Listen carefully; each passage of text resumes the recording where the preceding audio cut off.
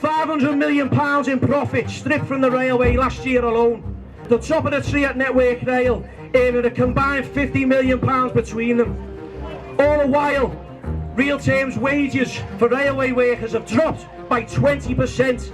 We can all absolutely relate to what's going on here today, whether you earn 50k or on a 0-hour contract, you know what I mean? Everyone can relate to what's happening. When the working class are under attack, what are we going to do? When workers' rights are under attack, what are we going to do? And that's exactly what the RMT are doing. They're standing up and they're fighting back. And when they do that, we get behind them. That means coming to the picket lines, not buying a ticket, cycling if we need to.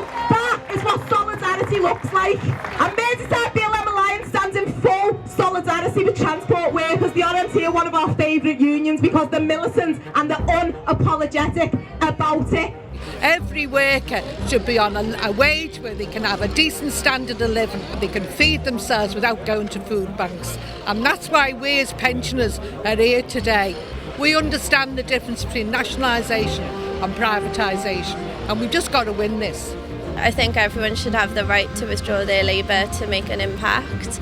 You know, this is how big rights have been won throughout history, like the weekend, the 8-hour working day, maternity, paternity leave, all things like this. Those were won through strike action, so definitely we should continue to do that. And I've got my last message for the Tories, the real people behind the passengers' misery this week. Agree to a fair pay rise that addresses the cost of living crisis. Agree to no compulsory redundancies. Agree that all ticket officers in this country will not be denigrated to nothing.